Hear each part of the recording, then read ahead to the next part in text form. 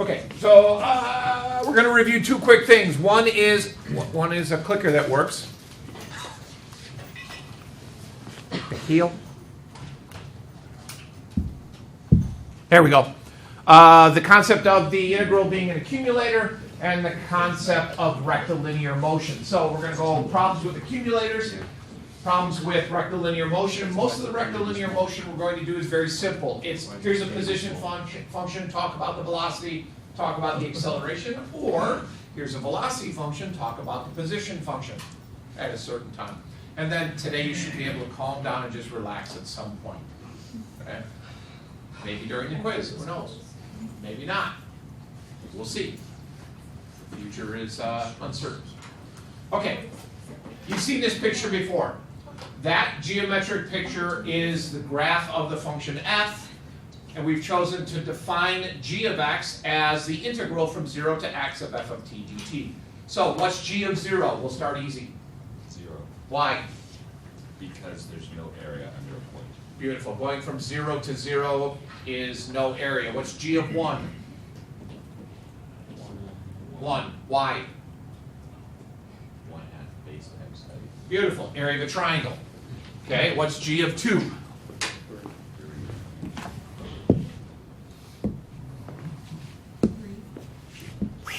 Okay, there's g of 1. G of 2. Okay, however you'd like to find that, I would probably take g of 1 and add 2 onto it because there's 1, 2 squares. Then we jump up to g of 4. Why didn't we do g of 3, by the way? Good. Excellent, because we don't want to. G of 4 has the quarter circle in it, along with all the gunk we did previously. And you see, as we move to the right, we continue to add area. What happens after g of 4? Say it loud, say it proud. Good. Subtract area or add a negative area. What can you tell me about g of 6? It's equal to g of 2. Say again? It's equal to g of 2. It's equal to g of 2. Why, Andrew? Because the area from 2 to 4 is equal to 4 to 6. Uh-huh. Those two cancel each other out, so we're left with g of 2. So g of 2 in this case is equal to g of 6. Well done. We've done that before, hence the reason it's a review. What I really haven't done, however, with you is part B. What does the graph of the function g look like? No. The easiest way, in my opinion, to do this is to take your values from here, here, here, here, and here, and plot them. Where's my first point located? 0, 0. Gesundheit. Okay. Next one, we said that 1 was at 1, 1. Where was 2? 2, 3. Then we jumped up to 4. 4 would be whatever that semicircle is. It would be somewhere up here. And then we jumped down to 6, being the same value there. So we'd get a curve that looks something like that. And that's a very rough sketch. But you can take those values and put them together. When you're done, you want to ask yourself, does that fit the model? Well, as we move from 0 to the right, the function continues to get bigger and bigger and bigger until we hit 4. And then when we hit 4, it starts to decrease. So what does that tell you about g of 4? Inflection point? Nope. Or vertex? Max. It's a max, Yeah. correct. Somebody may have said it back there. I couldn't hear you. I'm sorry. Okay, good. It's a max. Now, you probably could have come up with the fact that g of 4 is a max without doing that curve, because we've talked about already, as you move to the right, you're accumulating positive area until you hit 4, and then we start accumulating negative area. Problems? Hot diggity. Okay. Another picture. Now, notice this is a graph of f prime. These are two entirely different problems. This one is defining a function in terms of an integral. This is just saying that's f prime. And then it's going to ask you, oh, by the way, when you're reading these types of problems, they like to hide those little nuggets of information in there. the fact that this function starts at 3. Now, if you look at the picture, that doesn't seem to be true, because f of 0 is actually negative 2. But that's not f, that's f prime. Okay? When I click to the next slide, or if you've looked ahead, you see then I ask a bunch of questions about f, not about f prime. You can approach this two different ways. You can approach it using integrals. However, what I prefer to do is create two different number lines. I'm going to do an f prime number line, and I'm going to do an f prime double prime number line. So let's go back a little bit. If we were doing an f prime number line, let's suppose I gave you a function k. How would you create a k prime number line? What system would you go through? Well,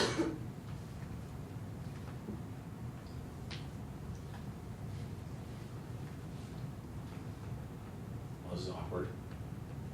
Let me ask my question again. If I gave you a function k, and I wanted you to draw a k prime number line, what would you do? Good. We'd start by taking the first derivative. That was it?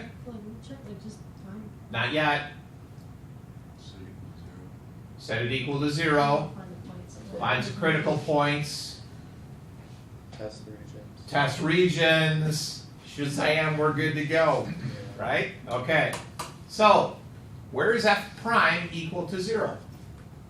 -4, -2, 2. Hold on. I can't write that fast. -4, -2, 2, 2, and 5. and 5. Well done.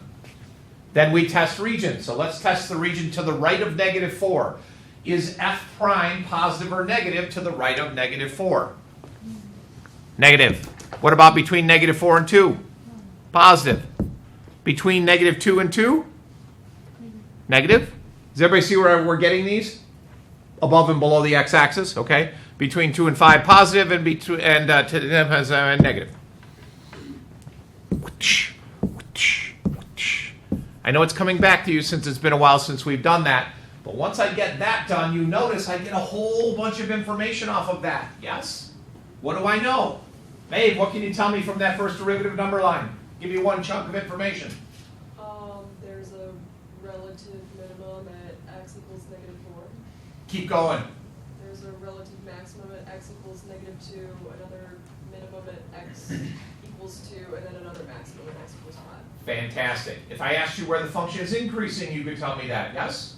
If I asked you where the function is decreasing, you could tell me that. So we're good to go with that, yes? Notice I haven't even looked at what A, B, and C are asking me yet. Okay, now the fun part. How do I get the second derivative number line from a picture of f prime? So let's go back to k. Hold on. You question or answer? Yes. Okay, give me 1 second.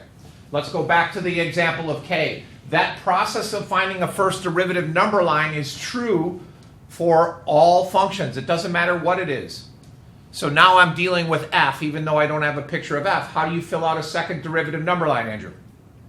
Would the derivative of f prime just be the slope of that graph? Excellent. So how do I get the critical numbers on the second derivative number line?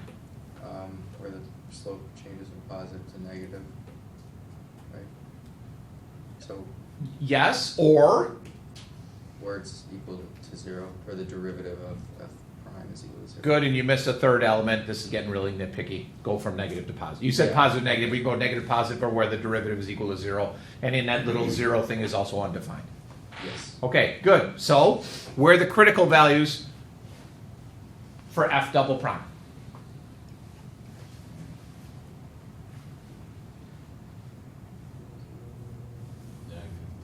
-3 would be a good start. And you'll notice I'm going to try to line this up a little bit. You'll see why in a second. -3 would be a good start.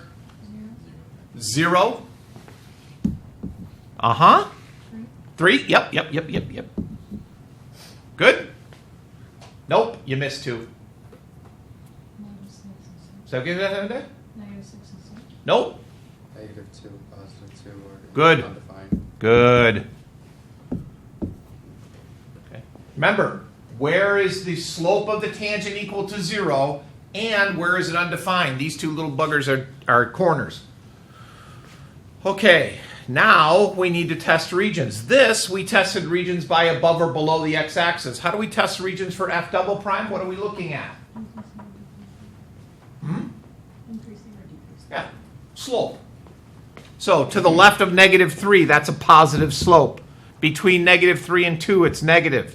Between -2 and 0 is negative. Between 0 and 2 is positive. Between 2 and 3 is positive.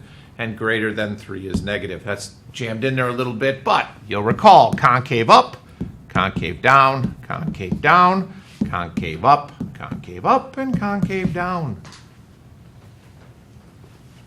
Okay. Having spent the time doing that, those 3 questions that I have over on the left are ridiculously easy now. We already answered the first one. Maeve told us where there's a relative minimum, right? Andrew would be able to tell us where the inflection points are, right? Yeah.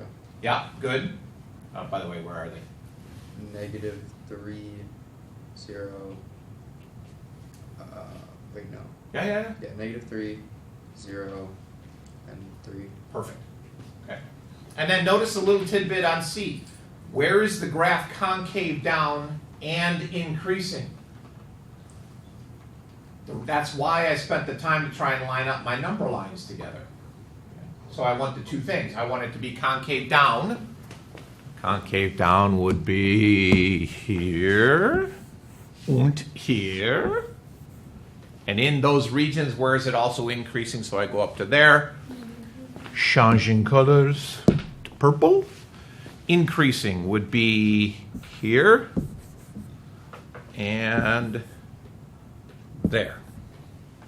So that purple region would be where it's both concave concave down and increasing.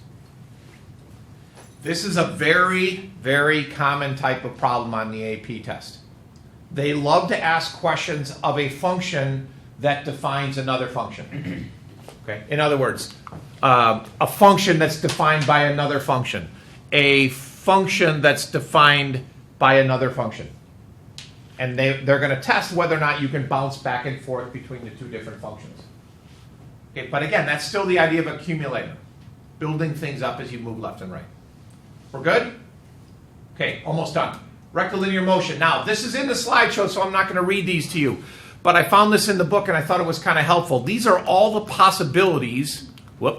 These are all the possibilities of what happens when you're talking about a particle sliding along a line. Okay, let's take an easy one. Particle at rest. Well, when is the particle at rest? The particle is at rest when the velocity is equal to 0. You knew that already.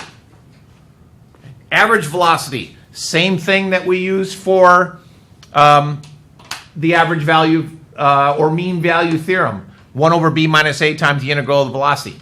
Okay, so you can just use this as reference. You know, we've talked about this already, that the acceleration is the derivative of the velocity. The acceleration is also the second derivative of the position function, et cetera, et cetera. One of the things that pops up here, here it is, are these 2 ideas. They pop up all the time, and I don't know if you even talk about that in physics, but, well, let me ask you a question first. What's the difference between velocity and speed? Direction. Speed in the final direction. Correct. They love to ask these 2 questions. They'll give you a problem, which I have an example in a second, which we'll fly through.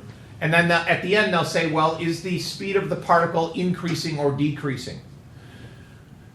Being very, very brief on this, the speed of a particle is increasing if the sign of the velocity and the sign of the acceleration are the same. Plus, plus, minus, minus.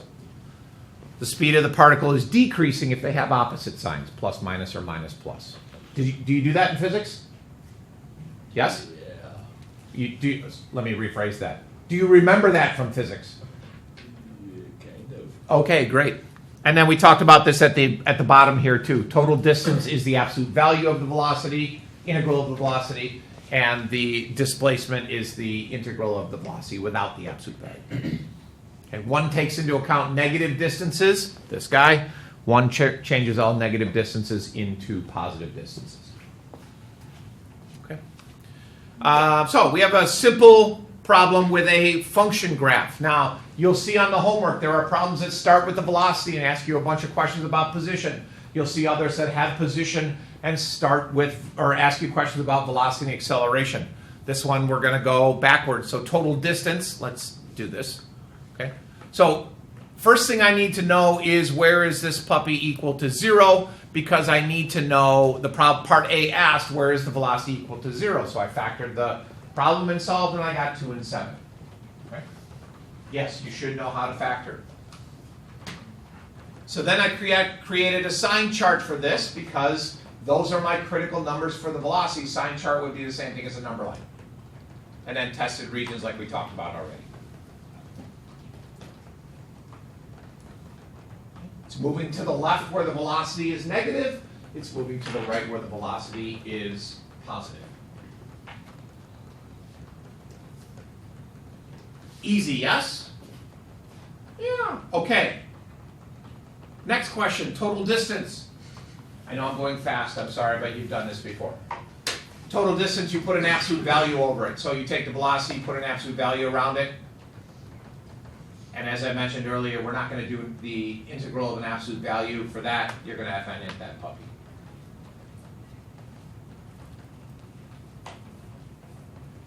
Is there a way to do that without fnint? Yes. Are you expected to be able to do that? No. It involves finding the point that it changes from positive to negative and doing all kinds of other fun things. We're going to skip that. You don't need it. Okay. Part C talked about acceleration. I'm sorry, I forgot the question. But, this was the speed of the particle. Yeah, so found the acceleration at 3, found the velocity at 3. They're both negative, therefore the speed is increasing.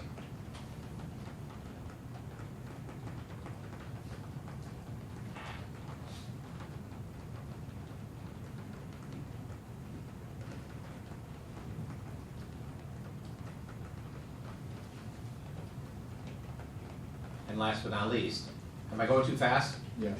Sorry.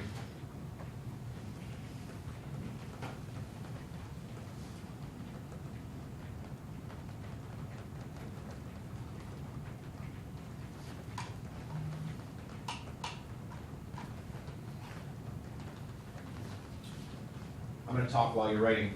You'll find on the homework for tonight, it's more theory-based than it is mechanically based. In other words, you can all take the derivative of a cubic function. You could all take the second derivative of a cubic function. It's going to test whether or not you understand the concepts of speed being increasing if both are positive, both being the acceleration and velocity are positive, speed being decreasing if they're opposite signs, et cetera, et cetera. It's going to be more of demonstrating that you know why you're doing what you're doing versus actually doing the thing that is you're trying to do. Okay, now we good? Last one. That is, this is an application of the net change theorem that we've talked about before. You already know that the integral of the velocity is a position function. So in part D, they say, I've got a particle that moves along this, a line with this function that we've done 3 examples for already. If the position of the particle starts at 15, then where is it at 8? So again, the net change theorem is the integral of v of t. Let me write that down. The integral of v of t from 0 to 8 dt is equal to s of 8 minus s of 0. Okay, now whether you want to consider that the net change theorem or the fundamental theorem of calculus, it's the same thing. You got 3 parts to that. You need to know 2 of the 3. This you can find, whether you fnint it or you calculate it, grind it out, whatever. This, they told you in the problem is 15. Plug and chug to find that guy. Okay. That 3-piece question pops up a lot again with integrals, and especially in rectilinear motion things, particles sliding along an axis. Okay, I know I went fast. Do you need me to go back to any of those? Or are we good? Yeah, go back to A and B. Sure. Is this recorded? Is this recorded? Yeah. I hope so. I hit the button. Yeah. I'll find out later.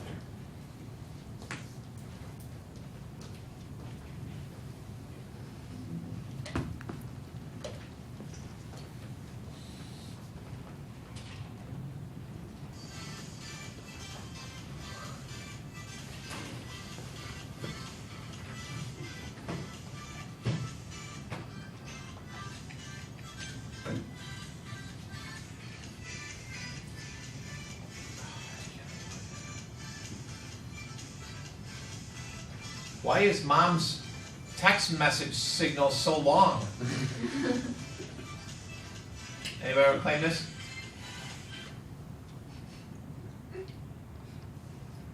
Do you have to listen to that whole song every time your mom texts you? Whoever it is? Nobody wants to claim it? That's okay, no problem, it's fine. Hopefully everything's okay at home. Otherwise you have to listen to that song again. I'm amazed that every time she, usually it's like, whoop, whoop. You know, mom texted me, but no. You really know mom texted you. Yeah, there's no clue, or no question that mom is texting. Yeah, you might want to get that. Okay. Chris, you good? You need this one too? Yeah. Yeah. I didn't know it was on video, too. Mom texting? Yeah. It's nice to listen to. That's not what. Okay. Why are the absolute value bars there? Total distance. So if I start here, and I'm cha-cha forward, and then I cha-cha back, my displacement is 0. The absolute value bars turn this motion, this is a visual, And so, into a positive, so it doubles. so you just chalk it. Yeah, for the cha-cha I think you problem. should demonstrate. No, you don't want to see that. Cha-cha. Last thing you need to see before a quiz is me doing the white man overnight. You know that? It's really funny. No, it wouldn't. It might help me with my quiz. It might, yeah, it might help you psychologically, but that's about it. It's not going to help you with the calculus. Okay, I think we're done then. Yep. No. Yeah, we are. Okay. Discard. Come here.